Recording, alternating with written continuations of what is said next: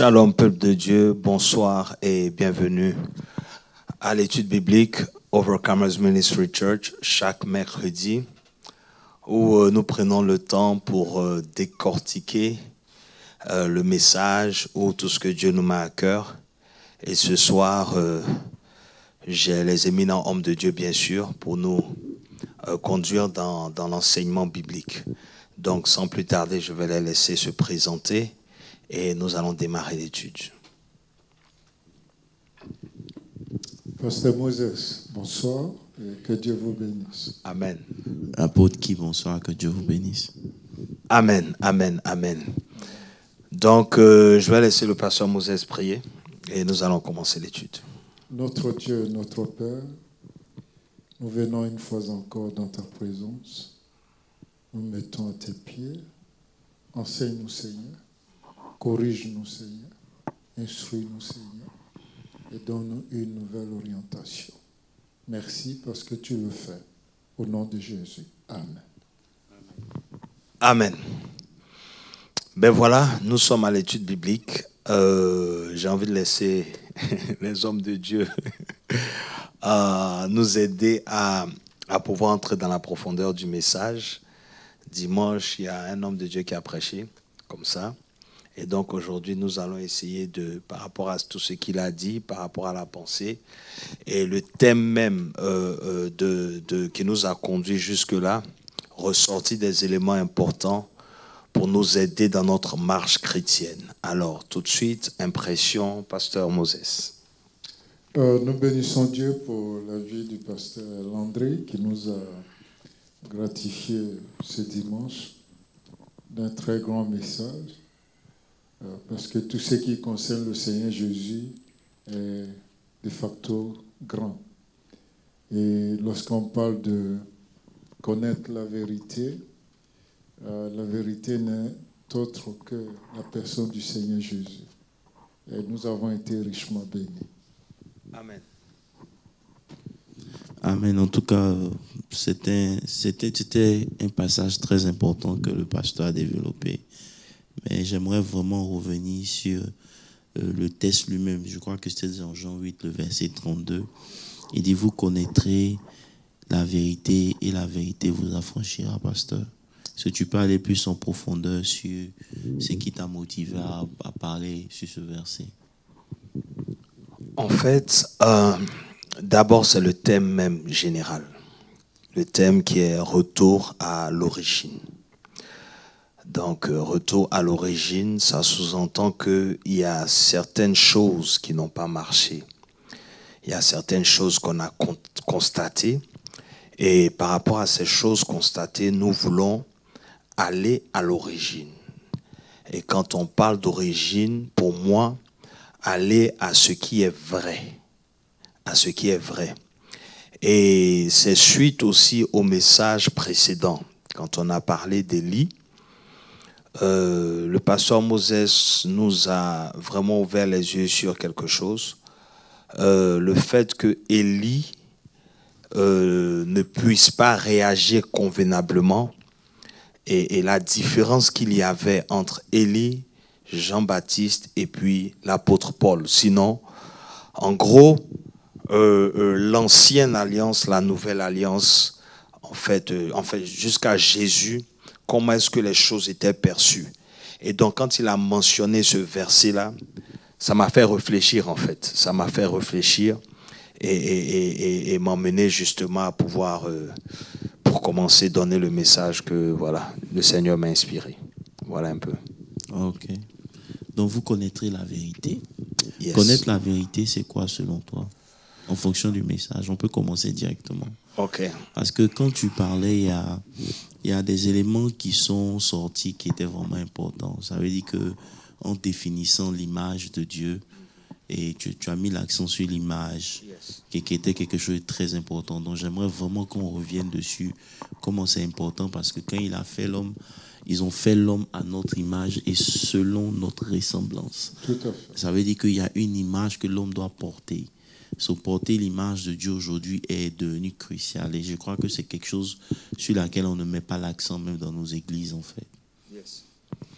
Yes, effectivement.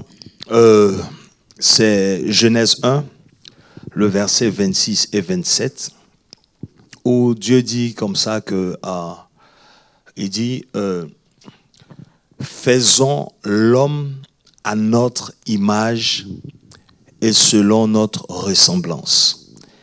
Et il dit, d'abord le 27-26 même parle déjà, afin qu'il domine sur tout. Ça veut dire que c'est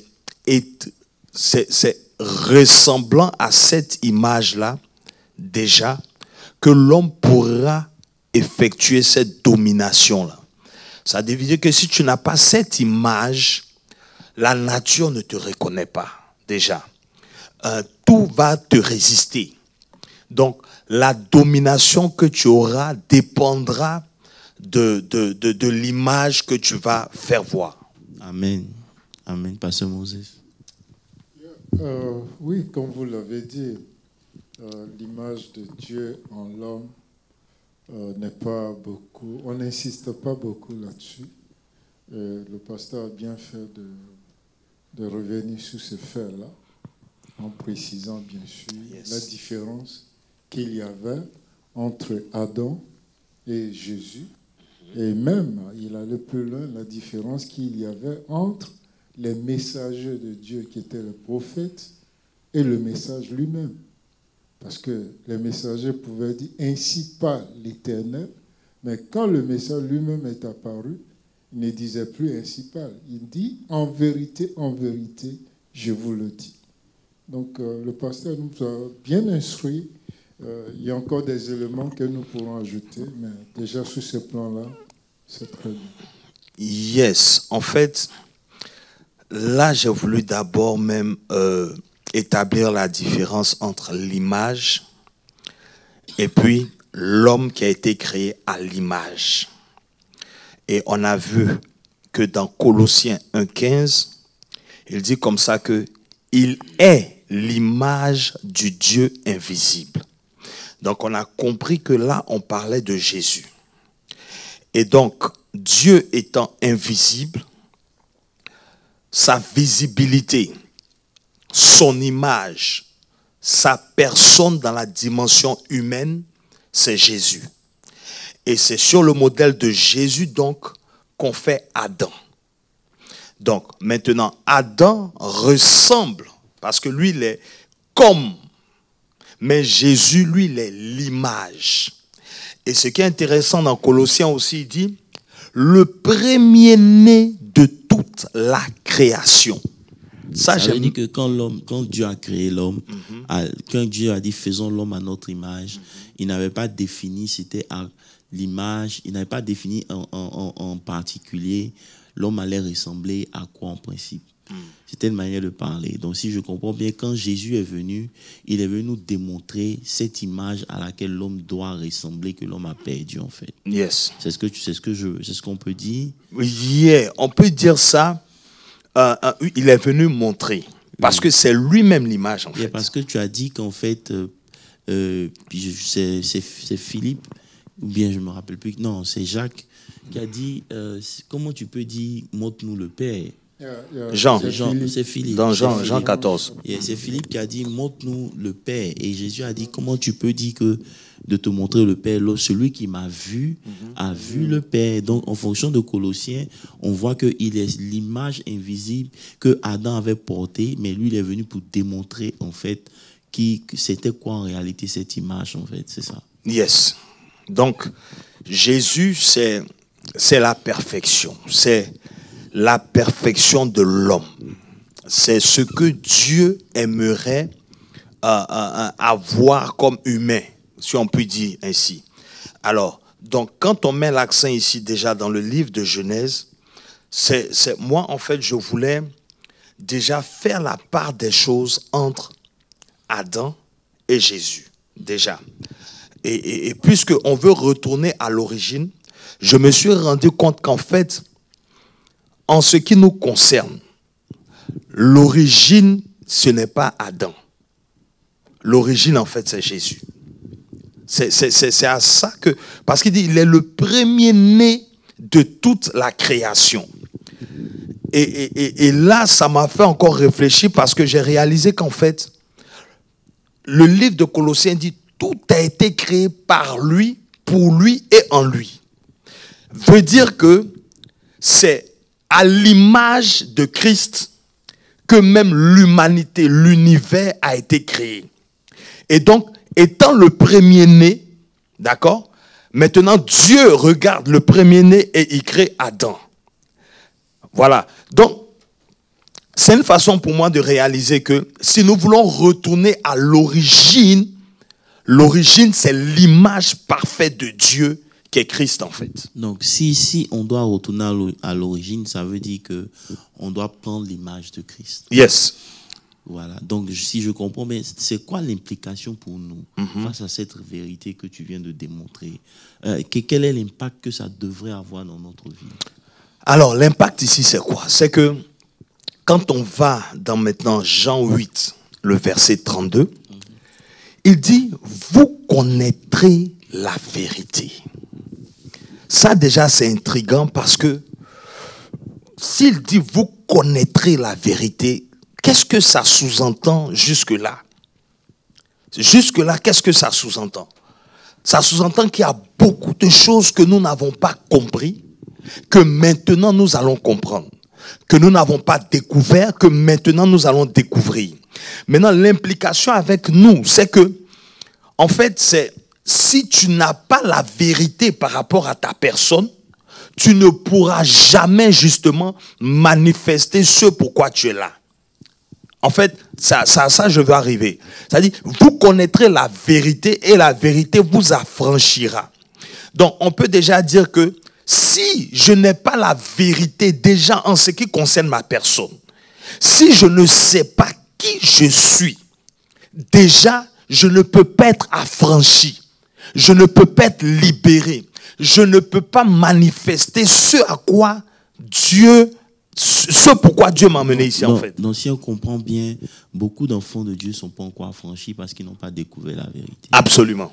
Donc il va sans dire que la connaissance de la vérité est ce qui libère et affranchit. Mais le mot affranchi ici, pour moi, il est un peu fort.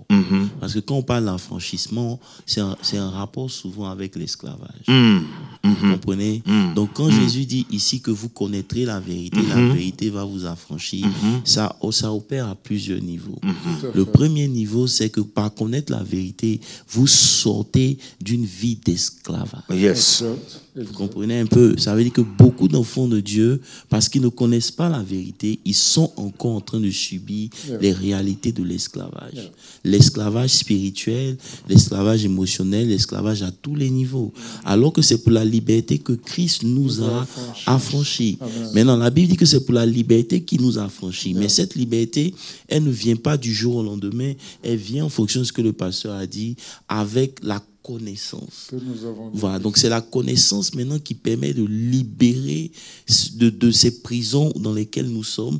Elles peuvent être une prison identitaire où, parce que tu ne sais pas qui tu es, tu subis un certain nombre de choses jusqu'à ce que tu parviennes à la vérité. Donc aujourd'hui, on a un problème de libération, de liberté, parce qu'il y a un manque de vérité. Et il était en train de... Nous sommes dans Jean 8. Donc, il était avec ses disciples. Donc, il s'adresse à ses disciples, en fait. Et il leur dit que vous connaîtrez la vérité et la vérité vous affranchira. Ça veut dire que ceux même qui ont marché avec Jésus, tout ce temps, n'étaient pas encore affranchis. Parce qu'ils ne connaissaient pas encore la vérité. C'est pour ça que quand l'apôtre a parlé de Jean 14, justement, ça démontre qu'ils ne connaissaient pas encore la vérité. Et c'est un peu dans ce contexte-là, juste pour ajouter que il était important pour Jésus de connaître ce que eux ils disaient de lui. Ah, amen. Parce que lorsque vous lisez la Bible, Jésus avait un problème. Il n'introduit pas l'Église tant que la révélation de qui il est n'est pas introduite. Me suivez un peu? Ça veut dire que l'église est là, c'est vrai. Il a projet de construire une église, de bâtir son église. Mais son église ne peut pas être bâtie sur l'ignorance. Donc il leur demande que dit-on que je suis? Et les gens commencent à définir Jérémie. Et pasteur a essayé de mentionner ça un peu. Jérémie a échoué. On ne pouvait pas bâtir sur Jérémie. Bien vrai on respecte leurs écrits, tout et tout, mais l'église ne pouvait pas bâtir sur les révélations de Jérémie jusqu'à ce que Pierre dise, donne une révélation. L'église est bâtie sur le Fils de Dieu. Amen. Vous comprenez? C'est à partir de cette révélation-là maintenant que Jésus se sent à l'aise de pouvoir introduire le mystère de l'église. Donc ça veut dire qu'il y a beaucoup de choses que Dieu n'introduit pas encore dans nos vies parce qu'on n'est pas encore parvenu à un niveau de révélation, de connaissance qui va servir de piste d'atterrissage ou bien de décollage pour une certaine manifestation, une dimension de Dieu en fait. Enfin, c'est comme ça que je comprends ça. En fait, c'est ça la fondation. C'est ça la fondation. Parce que la vérité, même quand Éphésiens parle de ça, quand Paul parle des Éphésiens, on voit que c'est la ceinture de la vérité. C'est ça. Donc c'est un élément tellement important, c'est sur lequel que nous bâtissons, c'est sur ça que nous fondons. Et c'est pour ça que Christ, justement, a fondé son église sur cette vérité-là. Proclamé par Pierre. Justement, tu vois. Donc, il dit, vous connaîtrez la vérité et la vérité vous affranchira. Donc, dans le contexte, c'est Jésus qui parle. Il parle à ses disciples. Dans Jean 14, il dit que votre cœur ne se trouble point. C'est suite à ça, maintenant, il dit encore, je suis le chemin, la vérité et la vie. Et quand on va plus loin, il se révèle à eux étant le Père manifesté en chair. Et dans le même chapitre encore, il leur dit dans le verset 17, il dit l'esprit de vérité. Ouais, donc il dit vous connaîtrez la vérité. Maintenant ici il dit l'esprit de vérité que le monde ne connaît pas. Que le monde ne connaît pas, vous le connaissez. Et parce qu'il demeure avec vous. Il demeure avec vous. Et il sera en vous. Il sera en vous. C'est-à-dire le Saint-Esprit. C'est ça. Il sera en vous. Donc l'esprit de vérité va t'emmener à découvrir qui tu es. Parce que ton identité, justement, est cachée en Christ. Amen. En fait, ici, je vais aller un peu plus loin. Ça fait partie de la prochaine phase sur laquelle on va s'attarder. Parce qu'on a défini la relation que l'homme devait avoir avec le Dieu. Parce qu'il est le designer, le concepteur. On a parlé de la relation que l'homme doit avoir avec la parole, qui constitue le matériel avec lequel on bâtit une vie. Et maintenant, il y a l'ouvrier qui est le Saint-Esprit. Et celui qui introduit le Saint-Esprit, c'est Jésus lui-même. C'est Jésus qui introduit le Saint-Esprit, qui dit que je m'en vais, je ne vous laisserai pas orphelin. Et il introduit le Saint-Esprit comme étant l'esprit de vérité. Amen. Vous savez, vous définissez un esprit en fonction de sa nature. Ça veut dire que lorsque vous voyez un esprit de pauvreté, vous pouvez ne pas voir l'esprit physiquement, mais la manifestation de la pauvreté dans la vie d'un homme peut vous faire savoir que ici il y a un esprit de pauvreté. Donc l'esprit de pauvreté établit sa nature dans la vie de cet homme et il produit un certain nombre de choses. Donc on reconnaît les esprits en fonction de leur nature et leur implication dans la vie des enfants de Dieu. Donc il dit que l'esprit de Dieu, c'est l'esprit de vérité. Amen. Il ne dit pas que c'est l'esprit qui vient avec la vérité. Alléluia. Il dit c'est l'esprit de vérité. C'est ici, c'est sa nature. Donc, qui parle de vérité ici parle de témoignage. Amen. Ça veut dire que c'est un esprit qui te donne d'expérimenter. Parce que lorsque tu entends parler de Dieu, on te parle de Dieu. Lorsque tu entends Jésus, on te parle de Dieu. Mais cette parole-là ne deviendra pas une vérité dans ta vie sans que tu ne l'aies expérimenté. Donc c'est l'esprit de Dieu qui va te donner d'expérimenter la parole, et cette parole maintenant va devenir un élément véritable ou une manifestation dans ta vie. Donc, quand on parle de l'esprit de vérité, il faut que les gens comprennent que le Saint-Esprit vient pour que tu expérimentes ce que Jésus a dit. Et c'est en cela que c'est vrai. Me suivez un peu. Donc, quand un enfant de Dieu dit que oui, Jésus guérit et qu'il n'a pas encore expérimenté cette dimension de la guérison, ça veut dire que la vérité n'est pas encore établie dans sa vie à un certain niveau. C'est juste une parenthèse que j'aurais voulu ouvrir, Pasteur Landry. Yes. Tu me laisses avancer, Pasteur Moses. Vas-y. Non, parce que là, l'apôtre est en train de m'emmener très loin. L'esprit de vérité. En fait, donc est-ce que c'est ce qui peut nous emmener à comprendre la réaction d'Élie, du prophète Élie?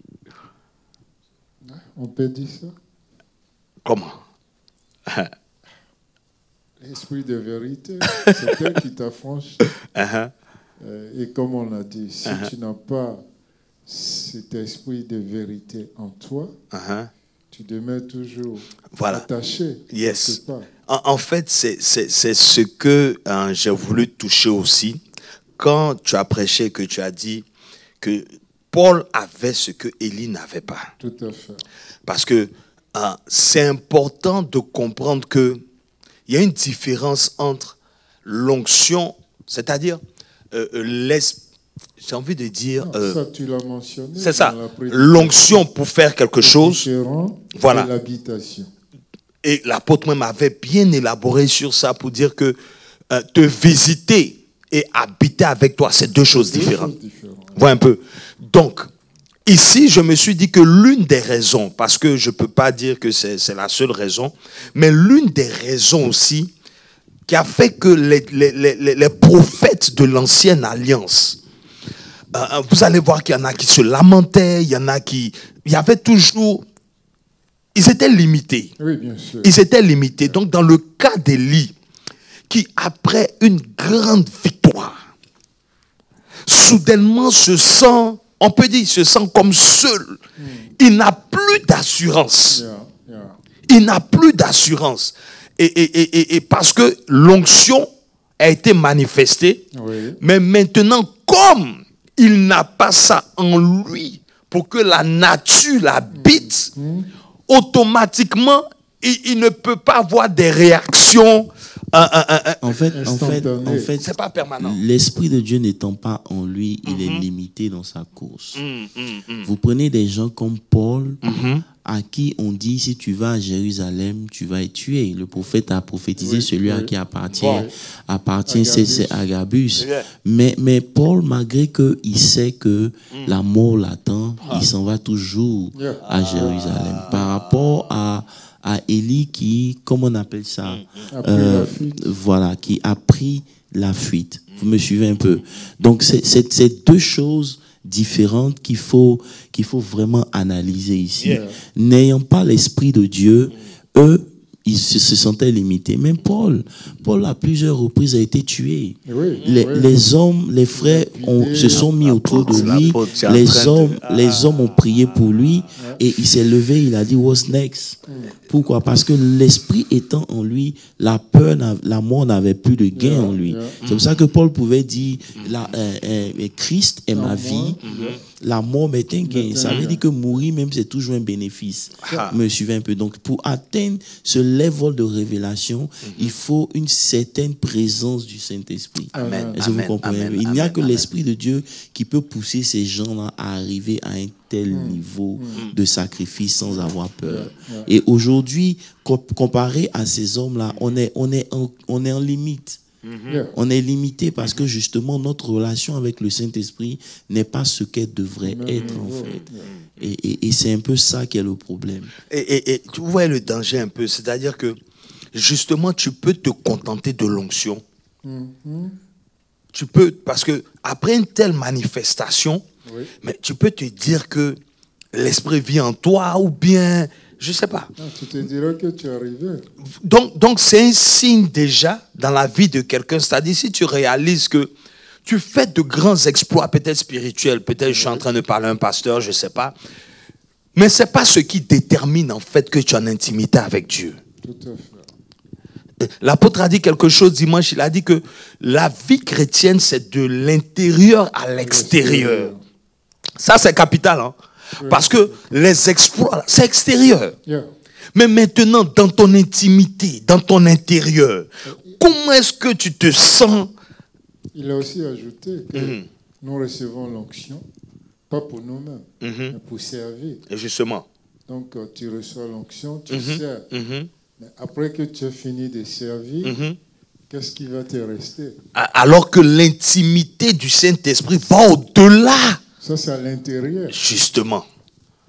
Très important. C'est très important. Et parlons même de l'image, un peu revenons encore sur l'image. J'étais tenté de te demander, selon toi, comment on peut enseigner nos chrétiens à reprendre cette image qu'est Christ, qu'ils doivent porter en fait. Parce que c'est aussi là le retour à l'original. Le retour à l'original, c'est montrer le chemin pour retourner, afin de pouvoir reprendre le caractère, l'image et la ressemblance. Parce que ce sont des éléments importants. C'est la clé. Celui qui ne transporte pas l'image, celui qui n'a pas download God à un certain niveau, il ne pourra pas opérer comme Dieu à un certain niveau. Yes. En fait, il y a un passage dans la Bible qui dit qu'il faut travailler à son salut. Parce qu'il y a des gens qui ont confessé Christ, mais qui ne sont pas en train de travailler sur leur salut. C'est-à-dire, c'est une confession qui a été faite une fois, alors que c'est une confession continuelle. C'est une confession continuelle. Ce n'est pas une rencontre, mais c'est une alliance. C'est un corps qu'on fait. Donc, tu ne peux pas vouloir avoir l'image de quelqu'un que tu ne connais pas. Ou que tu as confessé une seule fois. Tu vois, tu es limité dans ta connaissance même de celui en qui tu crois. Si nous avons accès à la Bible, accès à l'évangile, c'est par Christ Jésus. Amen. Donc, ça doit être le point d'abord. C'est-à-dire, un chrétien même, chrétien qui vient de Christ, ce que tu dois maîtriser plus que tout, c'est la vie de Christ même déjà. Amen. Ouais, Vous pouvez nous afficher Philippiens 2:12. Et tu crois, parce que tu crois, ça fait que dans tes prières, moi personnellement, je ne peux pas prier sans mentionner le sang de Jésus, par exemple. Je ne peux pas. Je ne peux pas commencer à prier, je viens en même temps. Seigneur, tu m'as donné le pouvoir au nom de Jésus. J'ai envie de dire, c'est notre clé pour ouvrir la porte vers le Père. Il n'y a pas d'autre clé que le sang de Jésus. Donc, un chrétien qui vit sans le sang de Jésus, je ne sais pas sur quoi repose sa foi. Ça veut dire que y a des éléments ici qu'on peut mentionner pour aider le peuple de Dieu. La première des choses, c'est que la parole de Dieu est la nourriture de ton homme spirituel. Il n'y a que la parole de Dieu en toi qui te donne de pouvoir avoir une certaine assurance et qui permet à l'esprit de vérité de s'exprimer. Parce qu'il ne parlera pas de lui-même, mais il prendra ce que je vous ai enseigné pour le faire connaître. Donc le Saint-Esprit est beaucoup plus à l'aise dans la vie d'un homme lorsque cet homme est attaché à la parole de Dieu. Maintenant, il y a des éléments que Christ nous a donnés qu'on ne doit pas négliger, sur lesquels on doit s'attarder. Si vous lisez par exemple Jean, je suis dans Jean 6, à partir du verset 54. Jean 6. Donc, disons même le verset 23. Jean 53. Jean 6, 53. Il dit, Jésus leur dit, en vérité, je vous le dis, si vous ne mangez la chair du Fils de l'homme et si vous ne buvez son sang, vous n'avez point la vie en vous-même. Celui qui mange ma chair et qui boit mon sang a la vie. Ça veut dire quoi? Ça veut dire que ici, la vie de Dieu est transférée dans notre vie au moyen de la communion. Vous me suivez un peu? Très bien. Donc, il faut comprendre, celui qui veut avoir la vie de Dieu, cette vie-là est transférée par un canal. Et c'est ce que Jésus nous a donné comme clé, mais qu'on n'a pas pris le temps d'enseigner. Ça, c'est vrai. Me suivez? Il dit celui qui mange ma chair et qui boit mon sang a la vie éternelle. Ça veut dire que la vie de Dieu nous est communiquée, est transférée de Dieu à nous au moyen de la chair et du sang de Jésus-Christ de Nazareth. Amen. Donc la Sainte Seine ici retrouve son importance parce que elle est la clé pour un transfert. Est-ce de la vie de Dieu? Et il va plus loin pour dire encore, car ma chair est une vraie nourriture et mon sang un vrai breuvage. Le temps ne me permet pas de m'attarder sur la chair ni le sang pour expliquer en quoi c'est un breuvage. Mais ici, c'est très important. Vous comprenez un peu? Son sang. Donc, tu ne peux pas vivre avec Dieu sans mentionner le sang. Tu ne peux pas aussi vivre sans manger la chair. Est-ce que vous comprenez un peu?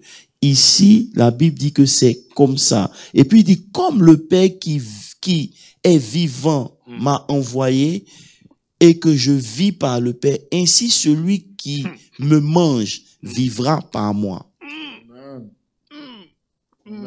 This is deep. I don't have time to go there, but yeah. Il dit que celui qui boit et mange demeure en moi. Donc, de la même manière, donc, il est en train de dire ici que comment lui, Jésus, il fait pour vivre selon le Père, c'est en mangeant la chair et le sang du Père. Vous comprenez un peu? Et de cette même manière, lui aussi, il nous envoie pour que si on veut la vie que lui, il a, parce que c'est le modèle qu'on doit suivre, on doit retourner à l'original. Il est important que nous aussi, nous mangeons sa chair et que nous buvons son sang pour que la vie qui est en lui se manifeste en nous. Ce sont des éléments spirituels qui ont l'air de rien, mais qui démontrent, qui sont plus qu'importants dans la manifestation dans la vie de Dieu. Celui qui manque à manger la chair, il sera privé de la vie de Dieu. Et ici, on voit que sans ces éléments, beaucoup de choses manquent à notre vie chrétienne. J'ai envie d'ajouter à ce que le bishop vient de dire. Vous savez, l'Église des Assemblées de Dieu, quand ils ont commencé en Côte d'Ivoire, c'est l'une des rares églises où chaque dimanche, vous prenez la communion, jusqu'à aujourd'hui. Alors, selon les doctrines, d'après ce qu'on vient d'expliquer, plus tu manges la communion, plus tu bois le sang de Christ, plus tu développes ton être spirituel. C'est important. La chose, je suis d'accord avec toi parce que nous aussi on vient des assemblées de Dieu. La chose qui a fait que la communion a perdu son sens, excusez-moi, c'est ce qu'on a fait à l'église catholique de la communion. Ça veut dire que la communion n'étant plus vénérée comme il se devrait, c'est un moyen que l'ennemi a réussi pour nous distraire. Amen. Mais en réalité, la Sainte Seine, si tu prends ces éléments, parce qu'il dit de ne pas prendre ces éléments sans discerner. Parce que le mystère de la vie est transféré au moyen du discernement. Ça veut dire, lorsque je prends même mon pain à la maison, je prends mon vin ou mon jus, whatever it is, et que je me mets et je commence à prier, et que je discerne qu'à partir du moment où j'ai prié dans le nom de Jésus, ces éléments deviennent sacrés, où il y a un transfert de la vie de Christ qui se fait dans ma vie. Donc, beaucoup de chrétiens n'ont pas la vie de Dieu parce qu'ils ne savent pas comment download l'image et le caractère de Dieu. Et c'est une clé que je viens de donner, que Jésus nous a donnée afin que la vie qui est en lui nous soit transférée. Vous comprenez un peu? Donc, la Sainte Seine doit d'abord commencer dans notre discernement. Ça veut dire que je ne prends pas ça parce que je dois prendre. Je comprends ce que je suis en train de faire. C'est par ma compréhension que ce mystère maintenant prend place dans le monde spirituel. Et c'est ce que on doit faire. Et honnêtement parlant, depuis un certain temps, le Seigneur m'a mis à cœur de le faire même chaque dimanche, en discernant le corps et le sang de Christ. Me suivez un peu? C'est très important parce que c'est de cette manière que la vie de Dieu nous est transférée. Voilà, donc c'était une clé que j'avais voulu partager avec le Bible Study pour que les gens comprennent comment. Parce que on peut parler de l'image de Dieu, mais à cause de la chute, ayant perdu cette image, on essaie maintenant de revenir à cette image. C'est ça. Me suivez? Donc quand Christ vient, il vient pour nous montrer le chemin. C'est pour ça qu'il dit, je suis le chemin. C'est-à-dire, quand vous prenez Christ, le chemin qui est Christ, il vous envoie à la vérité. Amen. Et maintenant, cette vérité-là va produire la vie en vous. Donc je suis le chemin. Lorsque vous me suivez au travers des Écritures, vous êtes sur un chemin, ok? Vous découvrez la vérité. Et maintenant, cette vérité-là, maintenant, produit la vie en vous. Vous comprenez? Donc, il est le chemin qui nous conduit à la vérité. Amen. En Christ, il y a la vérité. Il est la parole de vérité. Il est l'esprit de vérité. Il est tout. Parce que si vous lisez bien, l'esprit de Dieu, c'est Christ. C'est l'esprit de Christ. Voilà. Donc, il est le chemin qui conduit à la vérité. Et cette vérité-là, maintenant, nous donne la vie. Donc, aussi longtemps que le chrétien n'est pas parvenu à la vérité, il ne peut pas être affranchi. C'est en cela maintenant qu'il a dit que vous connaîtrez la vérité et la vérité vous affranchira. Donc, tant qu'on n'est pas parvenu à la vérité, on n'est pas réellement délivré ou on n'est pas réellement affranchi. C'est fort. J'ai envie d'ajouter que pour avancer un peu plus, parlant de l'image, nous pouvons aussi mentionner le caractère de Dieu. Parce que l'image de Dieu, c'est aussi son caractère. Okay. Par exemple, Matthieu 12, 33 nous dit, vous connaîtrez un arbre par son fruit. Mais ce que nous connaissons du fruit de l'esprit nous démontre la vérité ou la véracité de l'esprit. Alors, quels sont les fruits de l'esprit? Et est-ce que c'est ces fruits de l'esprit? Et voyez, on dit le fruit, on ne dit pas les fruits. Oui, bien sûr. Pourtant, nous en avons jusqu'à 9 catégories. Yes. Ça veut dire que, Pasteur Moses, il y a un autre élément ici qu'il faut. On connaîtra l'arbre par le fruit. C'est ça. Le fruit est quelque chose qui sort de l'arbre. C'est différent du don. Yeah. Vous savez, un don est quelque chose qui n'est pas le fruit même d'un arbre. C'est comme à Noël, on peut mettre des cadeaux sous le sapin. Yeah. Les cadeaux qui sont sous l'arbre de Noël ne viennent pas de l'arbre lui-même. Yeah. Mais le fruit vient après une certaine maturité. Amen. Ça veut dire que c'est tout un processus pour que l'arbre produise le fruit. Amen. Et donc, il dit, je vous ai appelé afin que vous portez du fruit et des fruits en abondance. Yeah. Donc, ça veut dire qu'il y a un travail de transformation qui se fait. Voilà. Et c'est pour ça que Jacques nous dit dans Jacques 1, le verset 22. Il dit, Jacques 1, verset 22, il dit, mettez en pratique la parole et ne vous bornez pas à l'écouter en vous trompant vous-même par des faux raisonnements. Vous savez, on prend l'image de Dieu par l'obéissance à la parole de Dieu.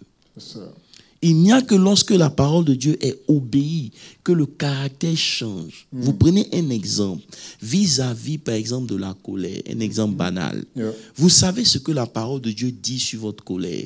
Et en face d'une situation où la colère est manifestée, vous devez vous souvenir de ce que cette parole a dit. Et en appliquant ou en se penchant du côté de la parole, c'est en ce moment que vous prenez l'image de Christ. Amen. Vous savez, c'est pour ça que la Bible dit qu'il y a plus de gloire à éviter les querelles que de les activer. Ça veut dire que lorsque un homme réussit à être calme et ne pas réagir face à une certaine adversité, une agression, on peut voir et discerner le trait de Christ au travers de cette personne. Amen. Mais nous, qu'est-ce qu'on fait? Lorsqu'une situation arrive, on réagit pour imposer notre moi ou notre position. C'est un signe qu'on n'a pas encore l'image de Christ en nous.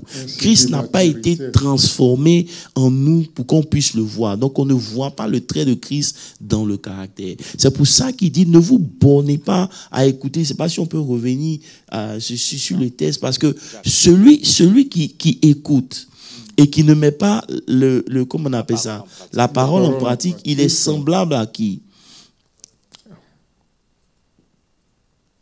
Il est semblable au verset suivant. Car quiconque n'écoute pas la parole et ne la met pas en pratique, il est semblable à un homme qui regarde dans un miroir son visage naturel. C'est très profond ici. Pourquoi? Parce qu'il dit que l'image que tu dois transporter, tu l'avais perdue, n'est-ce pas? C'est l'image, comme tu l'as dit, du Fils de Dieu. il est le fils de Dieu est l'image de Dieu. L'image de Dieu, c'est Jésus. Jésus est la parole. On est d'accord? Donc, il dit que lorsque vous lisez, vous écoutez la parole de Dieu, c'est l'image que Dieu veut que vous ayez qui vous donne.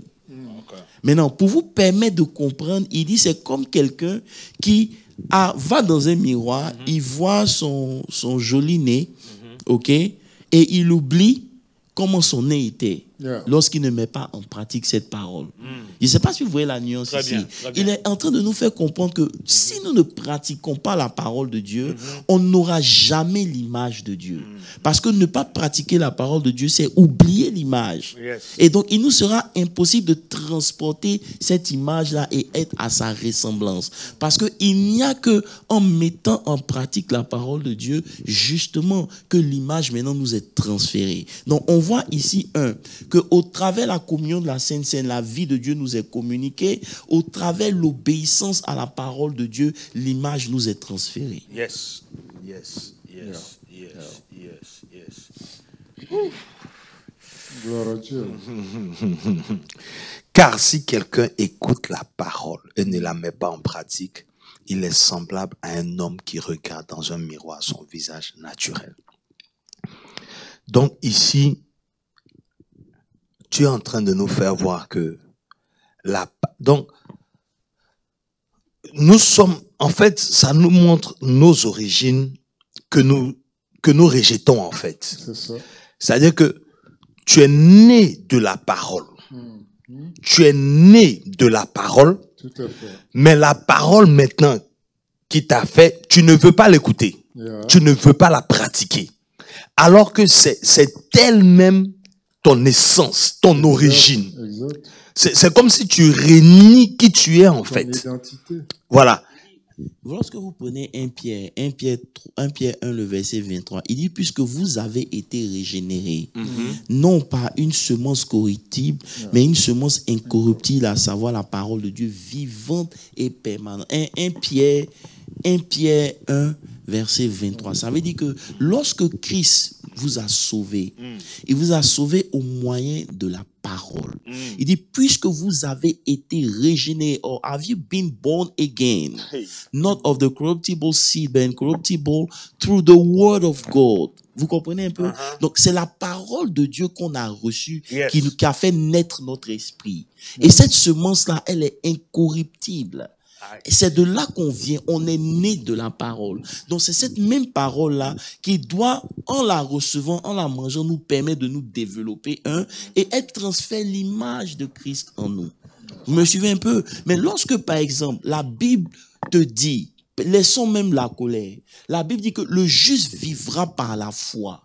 Tu viens d'entendre ça, tu es devant ton miroir. Maintenant, lorsqu'une situation vient et que tu paniques, tu as oublié que le juste devrait vivre par la foi. Vous me suivez un peu? Donc, tu n'es pas en train de transporter l'image de Dieu. Donc, ta manière d'obéir à Dieu et de résister devant le combat est un signe que l'image de Dieu se développe. Et c'est en cela que souvent Dieu nous fait traverser des épreuves pour que l'image de Dieu puisse s'exprimer en nous. Afin qu'on puisse porter cette image, afin de devenir la statue parfaite. Je veux qu'on lise mon dernier... Pardon, c'est juste les deux mots ici. Par la parole vivante et permanente de Dieu. Ça, c'est très capital pour moi. Permanente. C'est-à-dire que tu veux, tu ne veux pas. Elle est là. Elle ne bouge pas. Tu vois, en anglais, ils disent « abides forever ». C'est pour toujours. Donc, ça veut dire que cette parole-là, comme elle ne meurt pas, tu ne peux pas... tu ne peux pas la bypass. Voilà. Tu es obligé de subir. Ça veut dire quoi? Aussi longtemps que tu n'obéiras pas à la parole de Dieu, disons par exemple que Dieu te dit par exemple, celui qui croit, il verra la gloire de Dieu. Maintenant, pour que tu crois, il faut qu'il y ait une situation qui te pousse à croire. C'est pour ça que la Bible dit dans le livre de Romains 4, à partir du verset 19, je crois, que Abraham, comment on appelle ça? Il dit, espérant contre toute espérance. Ça veut dire quoi? Ça veut dire qu'il y avait des choses à l'extérieur. Il dit, que dirons-nous de notre père Abraham? Et sans faiblir dans la foi, il ne considéra point son corps déjà usé. Ça veut dire qu'à l'extérieur, il y avait des signes qui lui faisaient comprendre que petit, ton corps est déjà usé, il n'y a rien qui peut sortir de là. Mais puisque l'image qu'il a reçue lui demande de croire, la Bible continue pour dire que puisqu'il eut 100 ans et que Sarah n'était plus en état d'avoir des enfants, verset suivant, la Bible dit que il ne douta point par incrédulité au sujet de la promesse, mais il fut fortifié dans la foi, donnant gloire à Dieu, celui, verset suivant s'il vous plaît, ayant la pleine conviction, et c'est là où on a un problème. C'est-à-dire, quand vous portez l'image de Dieu, il y a une conviction qui naît en vous. Et c'est cette conviction-là qui vous donne de traverser. Et c'est comme ça qu'on voit l'image de Dieu, en fait. Parce qu'on peut se limiter à parler de oui, il faut prendre l'image de Dieu, il faut prendre l'image de Dieu. Mais de façon pratique, porter l'image de Dieu, c'est ça. C'est avoir la pleine conviction que celui qui t'a fait la promesse est fidèle. Et devant l'épreuve, ne pas considérer ton corps qui est déjà usé, ne pas considérer tes réalités, mais avancer dans le processus que Dieu a mis au devant de toi. C'est en cela que l'image de Dieu commence à s'exprimer. Et c'est cela qui fait que les situations vont se plier devant toi, parce que ta foi que tu as, elle n'est pas basée sur toi, elle est basée sur Dieu. Et c'est cette foi-là qui produit la vie et qui nous donne de pouvoir avancer. Donc, transporter l'image de Dieu, c'est ça. C'est dans la réalité, dans la vie de tous les jours, ta manière de croire te donne de transporter l'image. Lorsque quelqu'un porte l'image de Dieu, c'est sa manière de réagir. Lorsque un chrétien, devant une situation, ne réussit pas à se plier à la parole de Dieu, il n'est pas en train d'avoir l'image de Dieu. Parce que la Bible nous a dit que celui qui écoute la parole et qui ne la met pas en pratique, c'est comme quelqu'un qui se voit dans un miroir, il voit son image et il oublie. Donc l'image que tu as, que Dieu t'a donnée, c'est que tu dois une femme de foi. Tu dois croire en lui. C'est l'image qu'il veut que tu portes. Maintenant, la foi ne va pas réagir seulement lorsque tout va bien. C'est face à l'épreuve et face à la réalité de ta vie que maintenant la foi est censée s'exprimer. C'est comme une force qui dort, elle n'attend que l'occasion pour se manifester. Sans épreuve, ta foi ne va pas réagir. Maintenant, dans l'épreuve où ta foi doit réagir, toi, tu oublies et tu t'en vas chercher une autre solution. La Bible dit que quand c'est comme ça, tu n'es pas en train de prendre l'image de Christ. C'est sur le terrain que l'image de Dieu se manifeste, dans ta vie d'obéissance et dans ta vie de tous les jours. C'est en cela qu'on voit l'image de Dieu au travers de toi. Wow. Une obéissance parfaite. Et ça nous ramène à ce que Christ a fait. Obéissant jusqu'à la croix. Il a donné cette image-là. Et pour avancer, et puis je vais m'arrêter là. Lorsque vous lisez, par exemple, 2 Corinthiens 3, verset 18, il donne encore là-bas une autre clé qui est très importante. Il dit, nous tous qui, le visage découvert, 2 Corinthiens 3, verset 18, contemplons comme dans un miroir la gloire du Seigneur, nous sommes transformés en la même image, de gloire en gloire, comme par le Seigneur l'Esprit. This is so deep.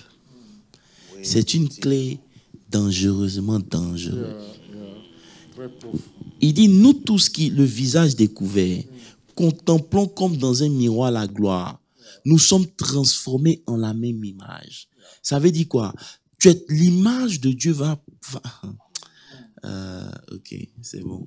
L'image de Dieu va descendre dans ta vie lorsque tu peux hold the truth. Quand tu peux maintenir la vérité. C'est là que l'image maintenant t'est transférée. Je ne sais pas si vous comprenez ce que je suis en train de dire. Très bien. Ça veut dire qu'il y a une parole sur laquelle tu t'appuies. Et cette parole-là, tu ne la lâches pas. C'est en cela-là que maintenant, tu es transformé. Parce que la parole que tu as reçue dicte ton comportement, dicte ta manière de parler te pousse à poser des actions. Et parce que cette parole est dans ta vie, il y a une transformation maintenant qui se fait de façon intérieure. Il dit que comme dans un miroir, j'ai vu ce que j'ai découvert. La parole de Dieu, je l'ai contemplée, j'ai vu ce qu'elle a fait, je la saisis. Tu comprends un peu? Je la saisis. Il dit beholding. C'est pour ça que je préfère la version anglaise. Parce qu'en français, il dit nous contemplons. Contempler n'a pas le même sens que beholding. Beholding, c'est comme si je l'attrape. Comprenez un peu, je ne le laisse pas. Je ne sais pas si vous suivez un peu. Voilà, c'est ici maintenant là que nous sommes transformés. Donc notre transformation se fait en fonction de la parole que nous saisissons. Oh God. Et là encore, nous voyons le travail du Saint-Esprit. Il est là. Et c'est ce que je dis, c'est l'esprit de vérité et c'est l'esprit du Seigneur qui est le Saint-Esprit. Yes. Donc l'esprit de la parole, c'est l'esprit de Dieu. Vous comprenez un peu? Il dit comme par le Seigneur, l'Esprit. Donc, le Seigneur Jésus, c'est l'Esprit du Seigneur Jésus qui est le Saint-Esprit. Donc, c'est lui maintenant qui va te donner de pouvoir être transformé. Comment? Tu as un travail à faire. You need to beholding. Il sait beholding. Ça veut dire que tu dois attraper, saisir, t'accrocher à cette parole sans douter comme Abraham, qui n'a pas regardé son corps usé ni le corps de Sarah déjà usé, mais qui a cru sans incrédulité. C'est là que notre image est transférée. Donc, on peut parler de l'image à longueur de journée. Il faut avoir l'image de Dieu. Mais si vous ne comprenez pas ces trois éléments qu'on a cités, il vous sera impossible de pouvoir porter cette image. Cette image, Christ est venu nous la présenter au travers de sa parole. Elle commence d'abord par quoi? À manger la vie, la chair, le sang de Christ. De deux, à découvrir la parole, à l'obéir. Maintenant, à behold. Ça veut dire quoi? Ça veut dire que pendant les moments difficiles, c'est la promesse de Dieu que tu behold.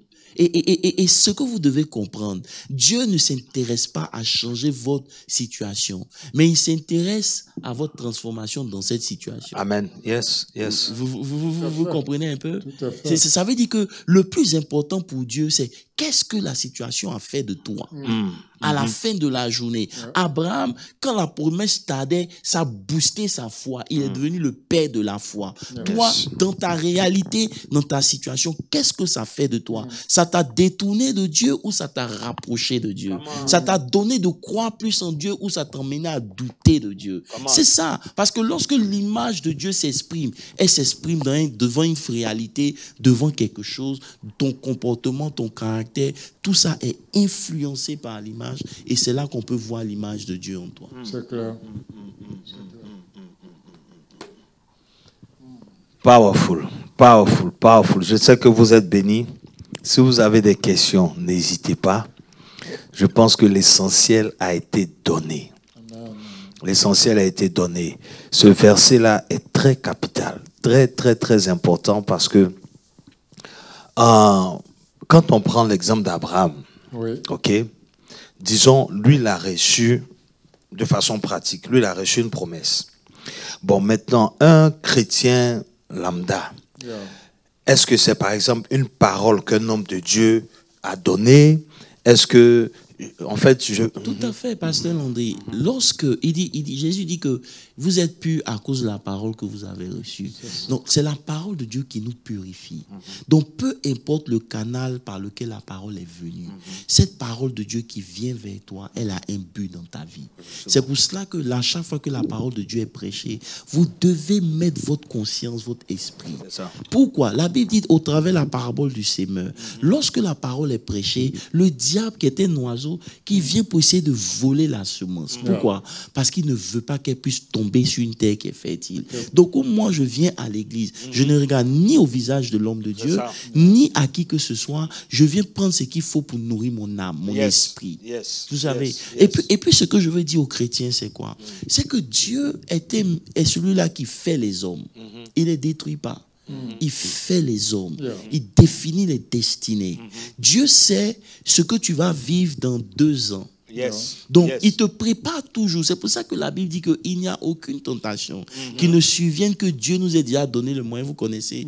Donc, ça veut dire que de façon consciente, lorsque même nous tombons, c'est un choix personnel. Mais Dieu a pris le temps de nous avertir. Ça veut dire que comme Dieu sait que... laisse. Non, c'est important. Dieu sait que tu dois traverser quelque chose, il te prépare en avance. Mais donc, la parole que tu as reçue, si tu l'avais behold, tu comprends un peu?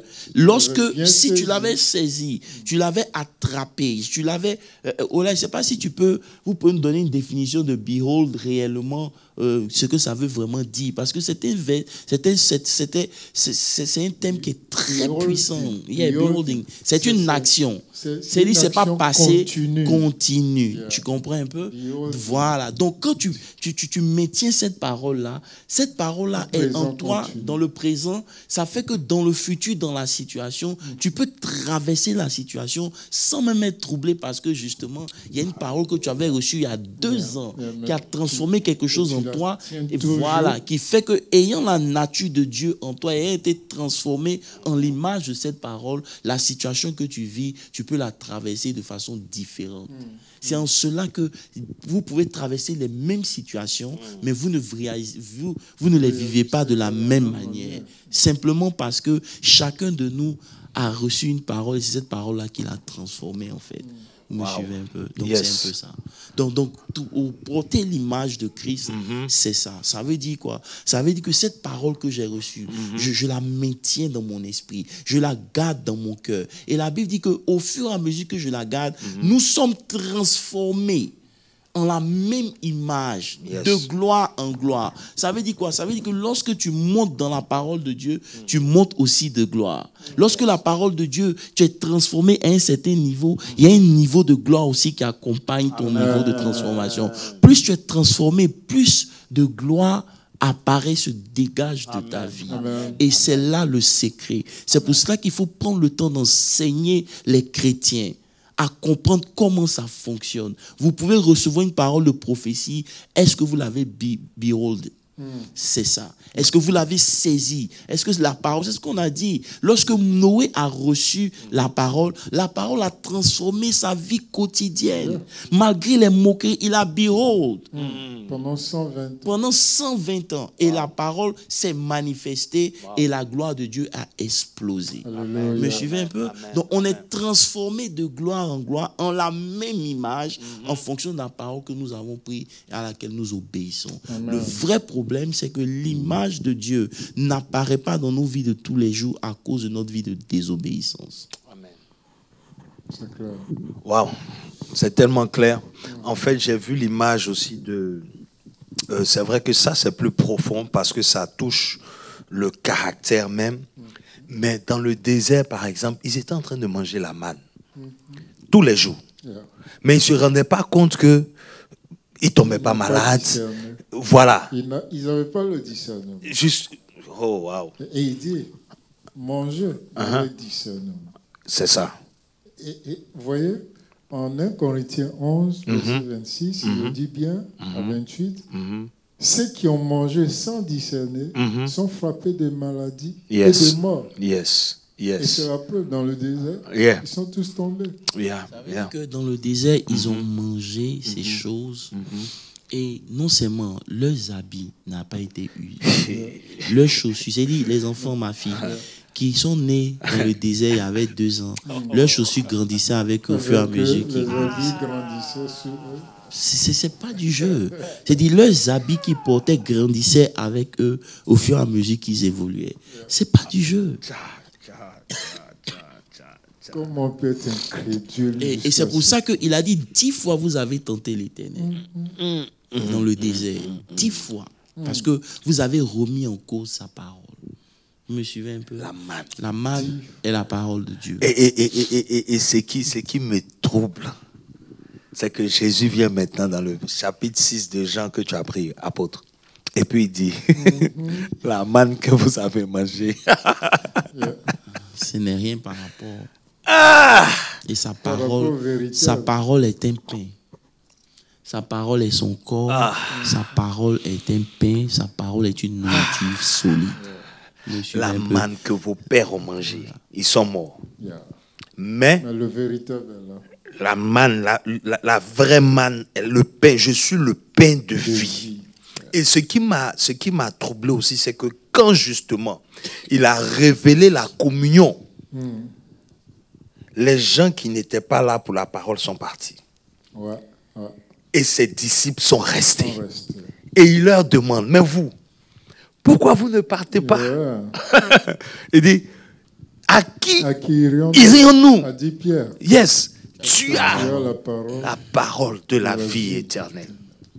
Ça veut dire que si ce n'est pas la parole qui te retient dans la chose de Dieu, que ce sont les prophéties, les miracles et tout ça. J'ai envie de dire, même si c'est un homme de Dieu que tu suis, non la parole de Dieu, mais un beau jour tu vas perdre. Et je bénis Dieu pour cette assemblée.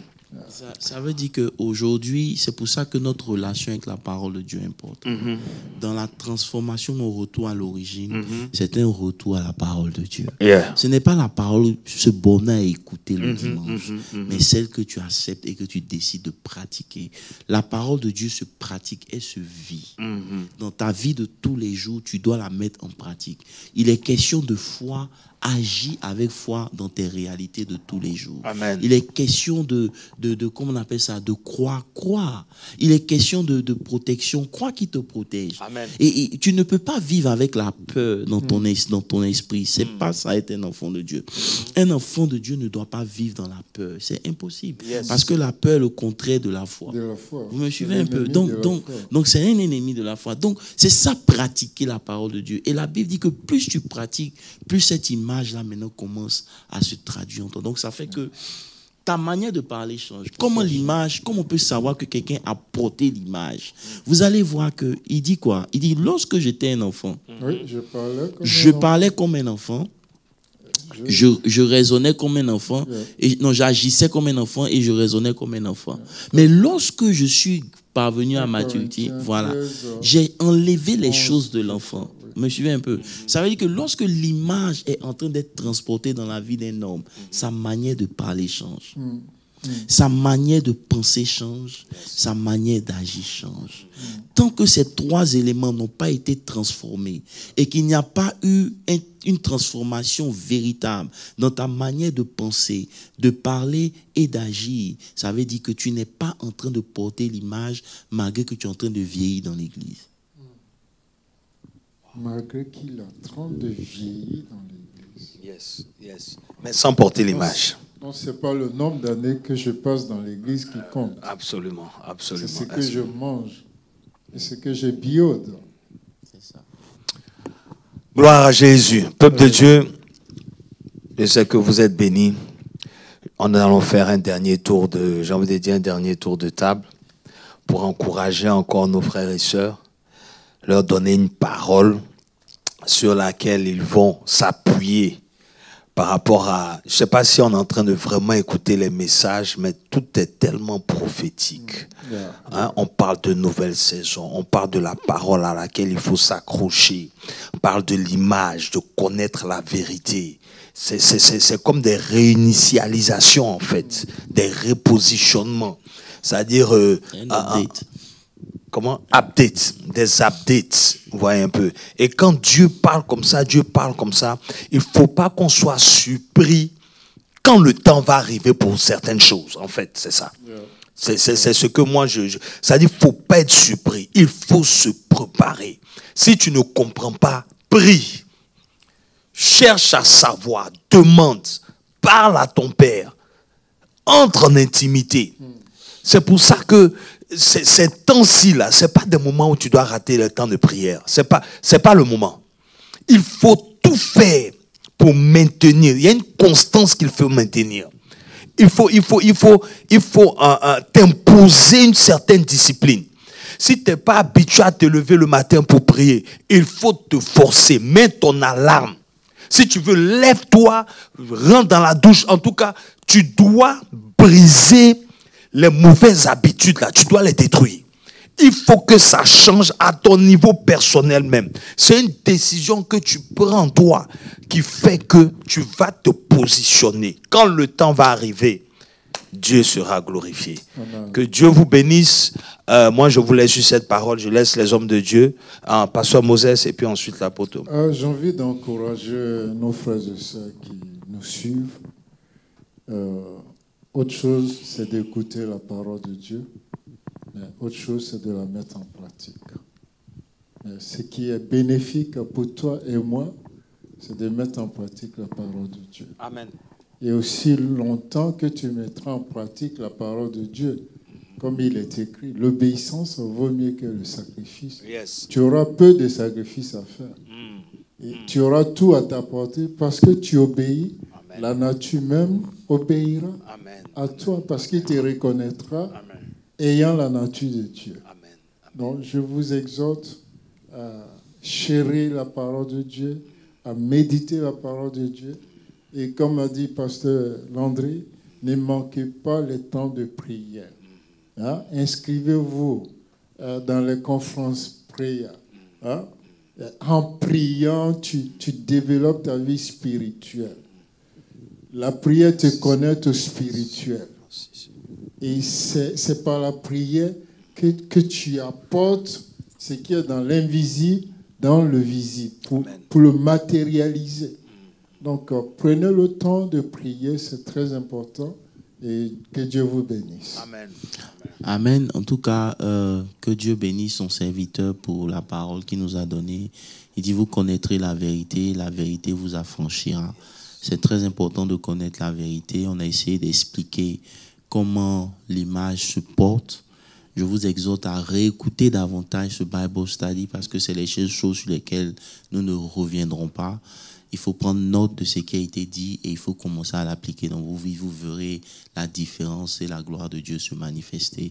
Je vous encourage. La parole de Dieu est vraie. Elle n'attend que toi pour devenir une réalité dans ta vie. Amen. Donc que Dieu vous bénisse et que sa grâce surabonde dans vos vies au nom de Jésus. Amen. Amen. Amen. Bonne fin de semaine.